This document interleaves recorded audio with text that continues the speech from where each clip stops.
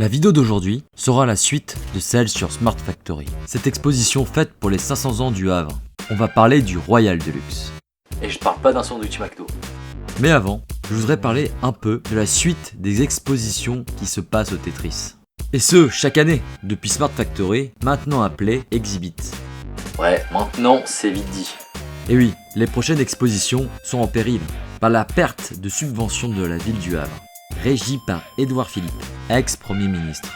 Lancé pour les 500 ans du Havre, et donc à partir de 2017, les expos du Tetris développaient son offre culturelle chaque été.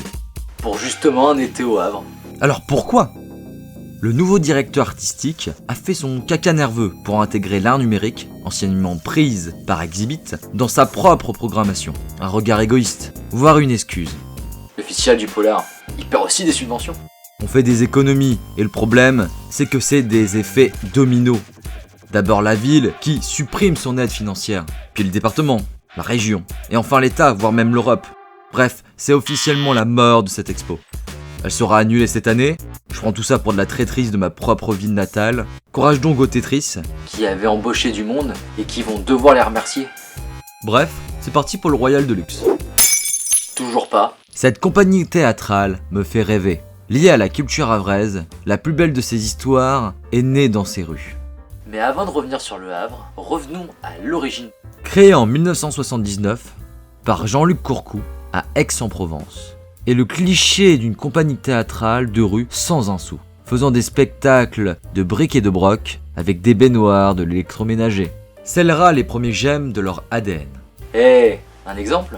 Le bidet cardiaque. En 1982, un spectacle basé sur l'expression « à cheval sur son bidet » pose quasiment la base de tous leurs futurs spectacles par leur poésie et surtout par leur humour.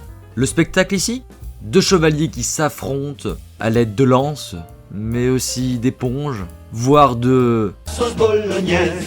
Désolé, c'est mon esprit corrompu.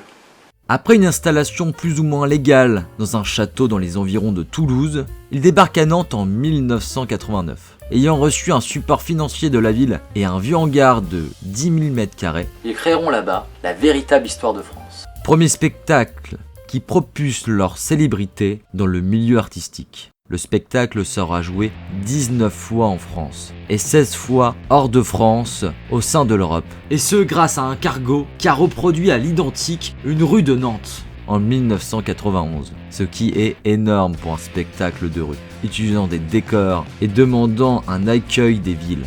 La première fois que ce spectacle est joué est à Avignon, la capitale du théâtre de rue. Et Jean-Luc Courcou, il aime le théâtre de rue. Revenons dans les années 90. Avec sa compagnie, après le spectacle de la véritable histoire de France, ils développent le Péplum, un spectacle pour le coup à l'image de leur créateur. Tout sauf académique. Un rideau qui brûle au lieu de l'ouvrir, un sphinx qui crache de la fumée. Retenez son visage pour la suite. Un centurion voiture, tout ce qu'il y a de plus logique. Tiens, une baignoire, ils aiment la salle de bain, mais pas comme nous. Et un feu qui me lançait de piano. Encore un succès, dont joué au Havre en 1995. Ils étaient déjà venus 2 ans avant, en 93.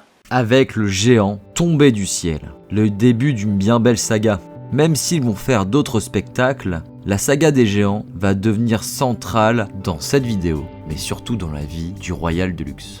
Je pensais pas continuer une demande comme ça, comme je fais le spectacle, bon il faut inventer. Et après comme je l'avais fait très bien, c'est-à-dire sans prévenir la presse, j'ai fait une histoire que ça a été le bouche à oreille qui a fait cette aventure populaire. Jean-Luc Courcou veut raconter une histoire dans l'ensemble d'une ville. Un immense terrain de jeu scénique. Je cite Jean-Luc Courcou. C'était au Havre, Alain Milianti, Un metteur en scène. dirigeant le Volcan, une ancienne maison de la culture havraise, ayant une vision du théâtre proche de Jean-Luc Courcou. Tu fais ce que tu veux, on te suit, il faut que tu parles aux gens, c'est tout. Après la véritable histoire de France et la frustration de ne pas avoir pu créer une scène avec des marionnettes géantes, la démesure le prend.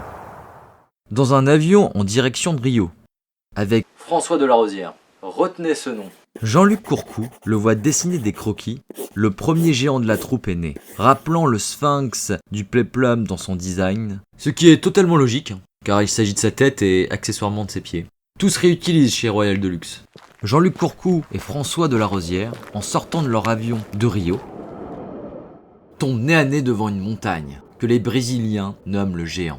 Tout est clair.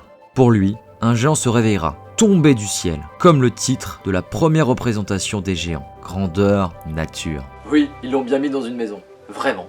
Le Royal de Luxe prépare toujours leur arrivée en avance. C'est ainsi qu'on retrouve des sandales, un peu partout, comme si elles étaient tombées du ciel. Puis, on découvre le géant. Tout comme Gulliver, il sera attaché au sol. Tu te demandes Ce qu'il fait là? Il marchera dans la ville. Animé par les Lilliputiens, s'il bouge par l'action de ses marionnettistes, ce n'est pas parce qu'il est une marionnette, mais il est emprisonné dans cette énorme pièce de théâtre. Afin de l'empêcher de rêver et qu'il s'enfuit, on installe des centaines de phares de voitures. Mais c'est impossible de retenir un géant. Enfin, du moins éternellement.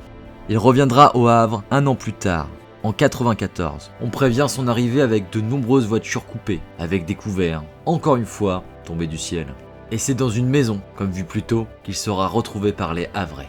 Une cantatrice vient l'endormir chaque soir, et il repart en radeau. Les Havrais le nommeront Léonard. Officiellement, il n'en portera aucun. Et surtout, fait étrange, il revient avec une jambe de bois. Pour financer leur spectacle, il faut forcément des financements, mais surtout des ventes de spectacles ou de prestations moins grandiloquentes.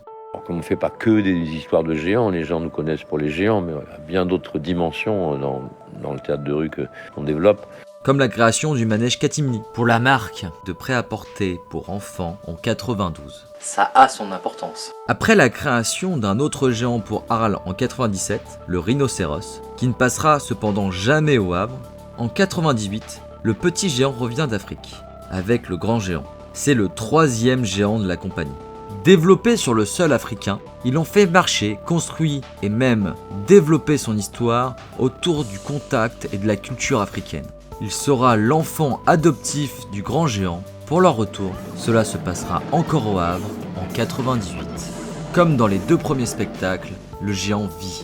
Il vit dans la ville. On lui fait un bain de pied. Il boit avec l'aide du camion de pompiers. Un vrai rêve pour les petits garçons de l'époque. Le petit géant en fera rêver d'autres. S'endormir sur les genoux de son père, le sommeil, et même un petit déjeuner. Rien de mieux pour donner de l'énergie et même vie à une marionnette. Les 2 géants se feront accompagner à leur arrivée par des natifs africains. Pour troubler la frontière de la fiction et du réel, le Royal de Luxe reviennent avec leur géant 2 ans plus tard avec le chasseur de girafes. Comme d'habitude, le Royal de Luxe prépare son arrivée. Une caisse en bois attend le spectateur. Le petit géant reviendra cette fois-ci seul. Enfin, pas tout à fait. Il sera accompagné de girafes, conçues par Stéphane Delarosière, que j'ai cité en début de vidéo. Une mère et son enfant. L'une des plus belles prouesses du Royal de Luxe. Et ça sans une once d'hésitation. Tiens, mais qu'est-ce qui a été cousu au sol? Peut-être l'œuvre de la petite géante. Et voilà même une fusée, d'où sortira notre protagoniste. Ils reviendront en 2006, avec le spectacle de la petite géante et un éléphant à voyager dans le temps. Une nouvelle histoire, avec de nouveaux personnages. Super impressionnant quand on voit la taille de l'éléphant et puis tous les systèmes, on dirait vraiment qu'il est vivant. Comme ses 2 homologues, la petite géante sait faire beaucoup de choses. Comme de la trottinette, manger et faire ce que tout le monde fait finalement un samedi soir bourré. Pour l'éléphant, une copie existe à Nantes. En effet, Stéphane Delarosière a quitté la troupe en 2005 pour la création de la compagnie La Machine. Je vous laisse un short en fin de vidéo pour découvrir son histoire, avec malheureusement un projet qui est tombé à l'eau. Plus tôt dans la vidéo, je parlais du manège Catimini. Fort de cette expérience, il créera le manège des mondes marins. Ce manège permet de voir à quel point il est complexe pour les marionnettistes du Royal de Luxe, appelés Lilliputiens, de contrôler ces machines. Revenons en 2006 avec le Royal de Luxe. Je cite Jean-Luc Courcou. On ne peut pas tout faire, ce sont des spectacles lourds. Jean-Luc Courcou ne veut plus faire ses spectacles plusieurs fois. Pourquoi? Car en plus du Havre, il y avait plusieurs représentations en France et ailleurs des mêmes spectacles. Je le recite, cela devient un spectacle qui tourne, pas un événement. Maintenant, chaque apparition des géants seront uniques. Ainsi, d'autres histoires seront contées, avec de nouvelles marionnettes, que dis-je, de nouveaux géants. Quelques exemples: le géant en colère, une marionnette enterrée, Exolo, le chien de la petite géante, la grand-mère, la première géante douée de paroles, ou encore le boule machin, un sacré machin. Tous ces géants ont des relations entre eux, qu'ils ont tissées grâce au talent du Royal de Luxe dans le monde entier. On arrive enfin aux 500 ans, au spectacle pour le retour du Royal de Luxe au Havre. Franciscopolis. Référence à Métropolis, le film d'anticipation, ainsi que François Ier, le créateur de la ville. Proche de la cloche des dockers, ce monument du port du Havre, les Havrais s'attroupent, encerclent quelque chose. On retrouve ce bon vieux géant, allongé là, par terre. Comme d'habitude, le Royal de Luxe sait prévenir son arrivée. Les gens s'attroupent autour de lui et célèbrent son arrivée. Alors que lui est occupé à se reposer de son long voyage, la preuve, il est encore en scaphandre. Les Havrais ont un autre indice de leur arrivée. Un conteneur, symbole de l'activité maritime du Havre, échoué sur la plage. Qu'y a-t-il dedans? On le saura dans quelques jours. Ainsi, le 7 juillet, le grand géant s'anime. Les marionnettistes sont applaudis. Leur arrivée était très attendue. Et ils peuvent l'être. Les gens qu'on cherche, c'est plutôt des gens en forme physiquement, on va dire, qui peuvent se concentrer et qui ont très envie de participer au spectacle. Tous les Lilliputiens sont des bénévoles, du moins une partie. Qu'est-ce qui se cachait dans ce conteneur? On ne le sait pas encore. Je soupçonne que ce soit le chien. Oui, c'est le chien. Non, c'est pas ça. C'est le petit géant. C'est de, comment on dit déjà? Ah oui, de mauvais goût.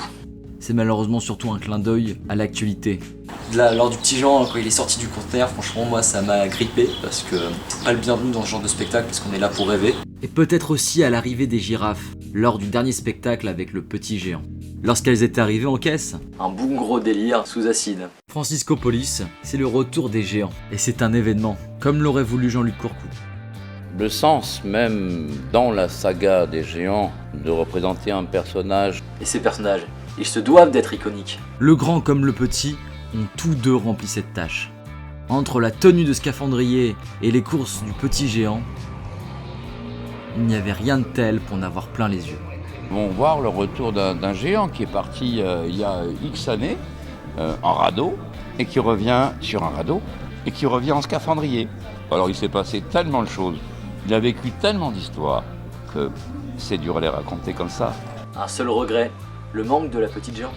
D'après les rumeurs, la petite géante était physiquement présente sur place, mais il n'y avait pas assez de Lilliputiens pour la faire sortir.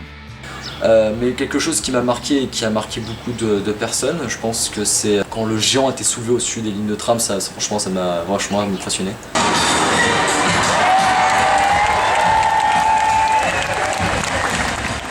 Et finalement, la sécurité dans tout ça. Là, on a réussi quand même au Havre avec Vigipirate. Mais alors, le système, je sais pas, c'est 1500 policiers, 2 hélicoptères, des bus mis en travers qui bougent tous les jours, plus des CRS qui bloquent à droite à gauche. C'est une sacrée... Et bravo pour les gens qui l'ont fait. En bref, j'ai bien peur qu'il s'agisse du dernier chapitre avec les géants. Enfin, du moins au Havre. C'est un groupe qui se fait confiance en fait. J'espère qu'on va y arriver, mais on n'est jamais sûr de rien. Un spectacle, c'est du direct. Le scaphandrier replongera dans la mer, et c'est cette fois-ci le petit géant qui repartira en bateau. Je crois bien que c'est la fin de l'histoire commune du Havre et du Royal de Luxe. Des yeux incroyables, plein de tristesse, plein de bonté, Il reflétait tout ce qui est le monde.